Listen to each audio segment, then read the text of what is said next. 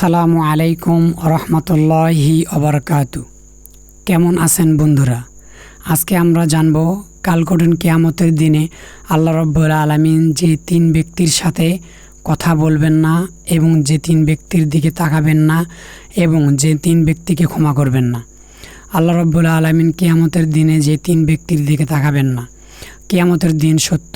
কিয়ামতের দিন হাসরের ময়দানে সবাইকে একত্রিত হতে হবে। হাসরের দিন আল্লাহ রাব্বুল আলামিনের আরশের ছায়া ছাড়া আর কোনো ছায়া থাকবে না। সেদিন মানুষ ছোটাছুটি করবে। মা তার সন্তানকে চিনবে না, সন্তান তার বাবা মাকে চিনবে না।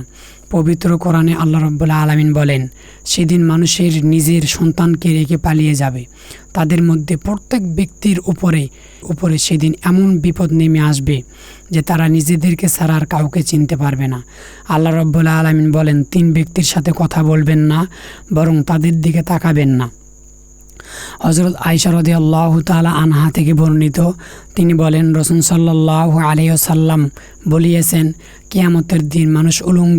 হযরত আয়েশা রাদিয়াল্লাহু তাআলা আনহা থেকে বর্ণিত, তিনি বলেন, রাসূল সাল্লাল্লাহু আলাইহি ওয়াসাল্লাম বলেছেন, কিয়ামতের দিন মানুষ উলঙ্গ হয়ে খতনাবিহীন অবস্থায় কবর থেকে হাসরের ময়দানে এসে দাঁড়াবে।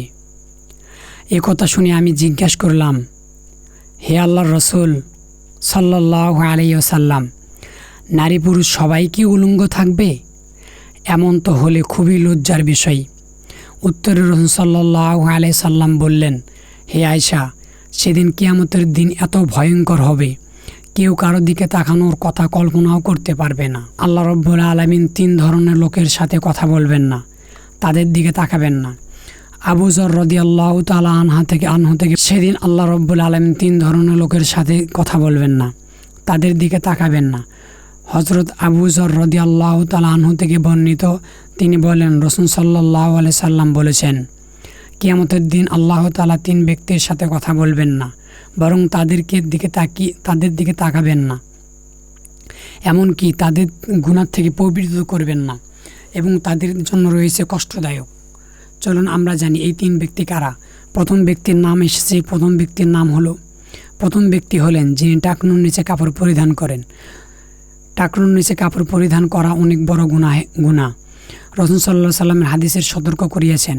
হযরত আবু হুরায়রা রাদিয়াল্লাহু তাআলা থেকে বর্ণিত, তিনি বলেন, রাসূল সাল্লাল্লাহু আলাইহি সাল্লাম বলেছেন, যে লুঙ্গি অংশ টাকনুর নিচে ঢাকা থাকবে সে আগুনে প্রজ্বালিত হবে। অন্য হাদিস থেকে জানা যায়, হযরত জাবের রাদিয়াল্লাহু তাআলা ইবনে সুলাইমান রাদিয়াল্লাহু থেকে বর্ণিত, রাসূল সাল্লাল্লাহু আলাইহি সাল্লাম বলেছেন, টাকনুর নিচে ঝুলিয়ে পরা কাপড়ের ব্যাপারে সাবধান হও, কারণ তা অহংকারের অন্তর্ভুক্ত। আল্লাহ রাব্বুল আলামিন অহংকারীদেরকে পছন্দ করে না। দ্বিতীয় ব্যক্তি হলেন মিথ্যা কথা বলে পণ্য বিক্রি করে। যে ব্যক্তি কসম খেয়ে ব্যবসার পণ্য বিক্রি করে এবং তার দিকে আল্লাহ রাব্বুল আলামিন তাকাবেন না।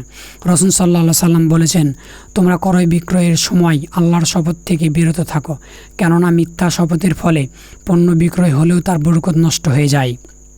ইবনে মাজা, এক ব্যক্তি আসরের সময় তার পণ্য সম্পর্কে কসম খেয়ে বলল, তাকে পণ্যটা অনেক মূল্য দেওয়া হয়েছে। তার কথায় ক্রেতা বিশ্বাস করল, অথচ সে মিথ্যুক ছিল। এই ধরনের ব্যবসায়ী উল্লেখিত হাদিসের জন্য কঠিন আযাবের কথা আসছে। মহাগ্রন্থ আল কোরআন আল্লাহ রাব্বুল আলামিন বলেন, যারা প্রতিশ্রুতি ও নিজের সফল বিক্রি করে, পরকালে তাদের জন্য কোনো অংশ নেই। কিয়ামতের দিন তাদের সাথে আল্লাহ কথা বলবেন না। আল্লাহ রাব্বুল আলামিন তাদের দিকে দৃষ্টি দেখবেন না, তাদেরকে পরিশুদ্ধ করবেন না। তাদের জন্য রয়েছে কঠিন শাস্তি এবং আযাব।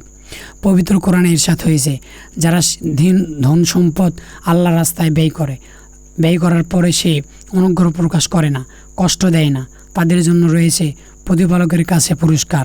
তাদের কোনো আশঙ্কা নেই, তারা নিশ্চিত হবে না। আল্লাহ রাব্বুল আলামিন ইরশাদ করেন, ঈমানদারগণ, তোমরা অনুগ্রহ প্রকাশ করো, কষ্ট দিয়ে নিজেদের বদনাম বরদাস্ত করো না। সেই ব্যক্তি নাই যে নিজের ধন সম্পদ লোক দেখানোর উদ্দেশ্যে আল্লাহর রাস্তায় ব্যয় করে। আল্লাহ রাব্বুল আলামিন পরকালকে বিশ্বাস করে না। তৃতীয় ব্যক্তি হলো যে মানুষের উপকার করে মানুষকে খাবার দিয়ে খোঁটা দেয়। আল্লাহ রাব্বুল আলামিন এই তিন ব্যক্তির থেকে আমাদেরকে রক্ষা করুক। সকলে আল্লাহুম্মা আমিন। আসসালামু আলাইকুম ওয়া রাহমাতুল্লাহি ওয়া বারাকাতুহু।